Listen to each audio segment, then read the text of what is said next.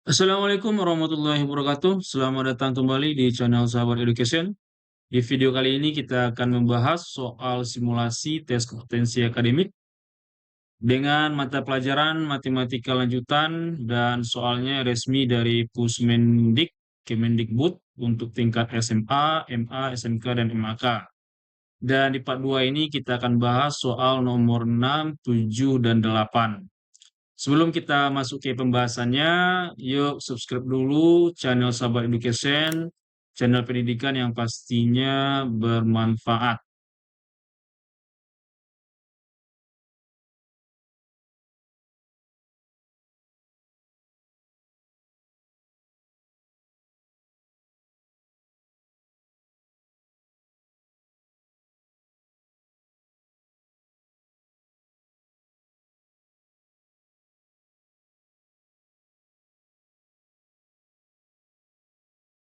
Oke, sahabat semuanya, kita bahas soal nomor 6.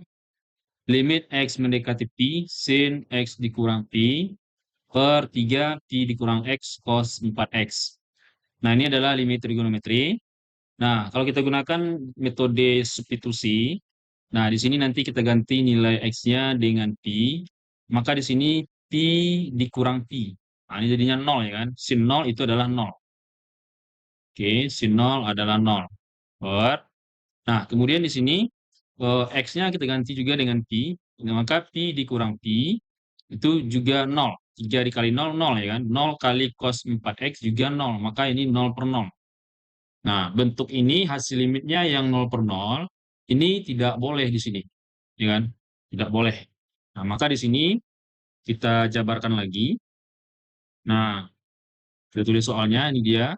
Nah, kita harus ingat dulu konsep dasarnya, bahwasanya limit, misalnya di sini P mendekati 0, sin P per P.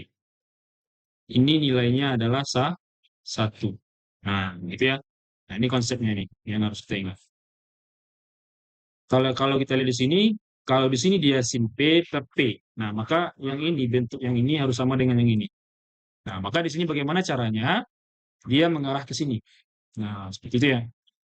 Oke. Di sini kita misalkan saja dulu. Kita misalkan, misal T ya, misalkan T. Ini sama dengan Pi dikurang X. Nah, Pi dikurang X. Ya kan? Maka nanti X-nya itu, nah, jika T sama dengan Pi dikurang X, maka X-nya adalah Pi dikurang T. Ya kan?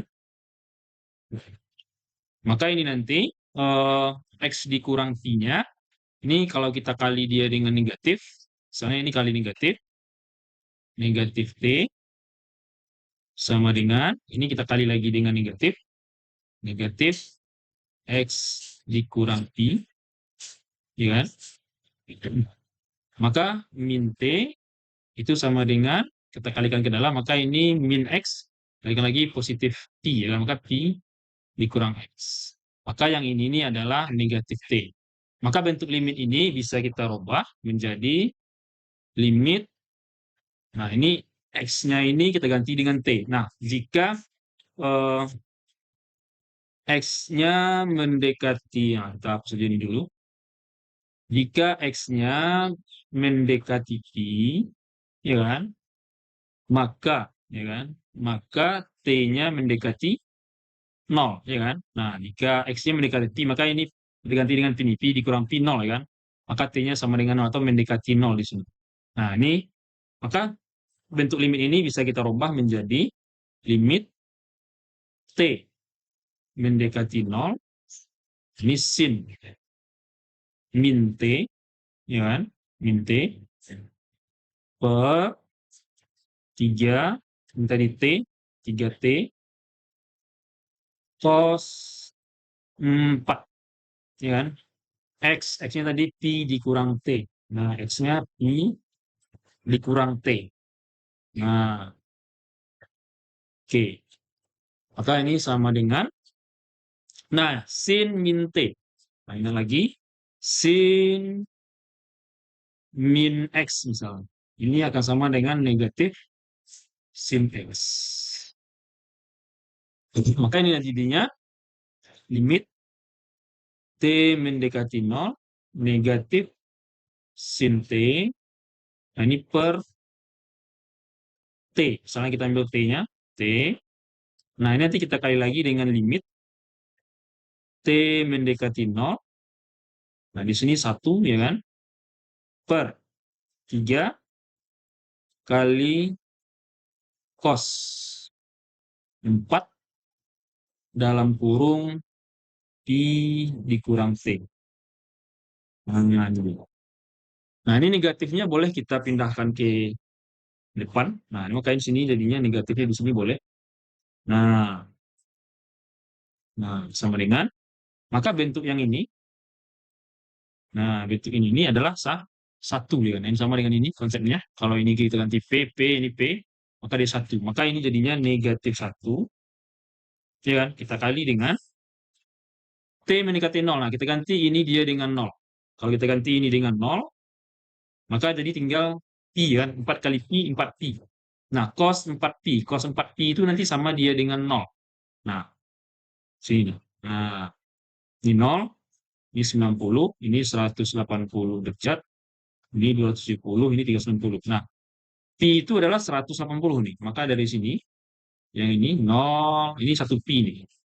Ini 2 pi, 3 pi, 4 pi. Nah, kembali lagi ke 0. Maka ini sama aja dia dengan cos 0. Cos 0 itu adalah 1. Nah, 1. Maka ini jadinya dikali dengan 1/3.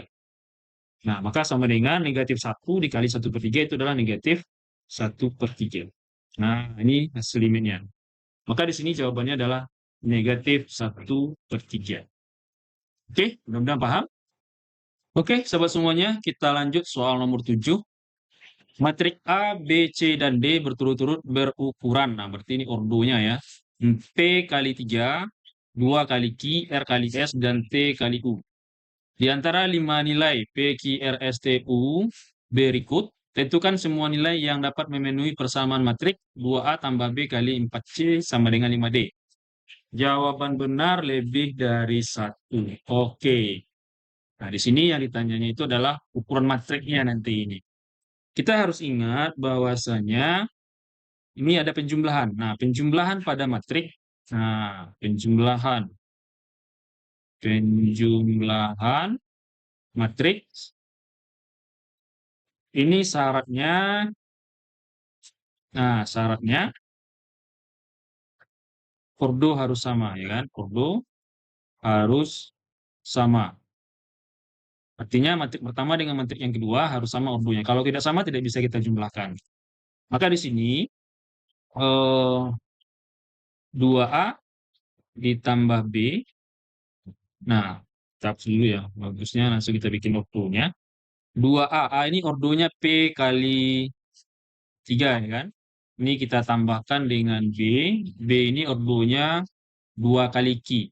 2 kali Q. Misalnya di sini kita dapat hasilnya matriknya adalah matrik C tadi udah ada, D udah ada. Misalnya matrik Z deh. Misalnya dapatnya matrik Z. Maka ordo Z ini adalah, nah ini kita lihat di sini, P harus sama dengan 2. Nah, maka di sini kita dapat nilai P-nya sama dengan 2. Dan sini 3 ini harus sama dengan Q. Nah, dan Q adalah 3. Nah, maka matrik Z ini harus sama dengan matrik yang ini nih. Harus sama ordonya, maksudnya. Ordo matrik Z ini harus sama dengan ordo matrik A, harus sama juga dengan ordo matrik B. Yaitu 2 kali 3 ordonya. Oke. Nah, ini syarat untuk penjumlahan. Kemudian di sini, kalau ini tadi hasilnya Z, maka Z, ya kan? Ini ordonya 2 kali 3. Kita kali dia nih. Kita kali dengan 4C. C ini ordonya R kali S. R kali S. Maka di sini hasilnya katanya matrik 5D. D ini ordonya T kali U. T kali U. Kita ingat lagi nih konsepnya. Perkalian matrik. Perkalian matriks. Nah, misalnya ada matrik P atau matrik A deh, matrik A lagi deh, matrik A. Sini ordonya adalah M kali N. Ini kita kalikan dengan matriks B. Nah, di sini syaratnya kolom pada matriks yang pertama ini, pada matriks A ini, yang N ini, harus sama dengan baris pada matriks B ini. Maka sini N dikali sesuatu, misalnya N kali P misalnya di sini. Ini sama dengan matriks C. Nah, ini sama N sama N. Nah, kolom pada matriks yang pertama harus sama dengan baris pada matriks yang kedua ini. Nah, hasilnya itu adalah matriks ini, ordonya adalah M, V. Nah, sini adalah M dikali dengan P. Oke, nah kita bawakan ke sini nih. Maka di sini kolom pada matriks Z harus sama dengan baris pada matriks C ini. Nah, maka dapat disimpulkan R-nya ini sama dengan 3. R-nya sama dengan 3. Nah, S-nya ini terserah ini. Ini S-nya ini terserah. Berapapun boleh dia, terserah. Nah, gitu ya. Nah, terserah. Nah, ordonya nanti, ordo hasilnya ini adalah 2 kali S. Ini harus jadi T sama dengan 2. Ini 2. Nah, T-nya sama dengan 2. 2 kali dengan S. Jadi U-nya menjadi S. Artinya U-nya sama dengan S. Nah, jadi di sini kita dapat T sama dengan 2. Kemudian S sama dengan U. Nah, oke, kita lihat di sini. P2 berarti ini salah. Ini P-nya 1, ini salah berarti. P-nya 2, oke, ini 2. Q-nya harus 3. Nah, ini salah lagi. Ini 2, 3, benar. Kemudian R-nya juga 3, PQR. R-nya juga 3. Kemudian S-nya dibikinnya 3 di sini. S-nya dibikinnya 3. Kalau S-nya 3, maka U-nya juga harus 3 yang ini. Maka ini juga harus 3 nih.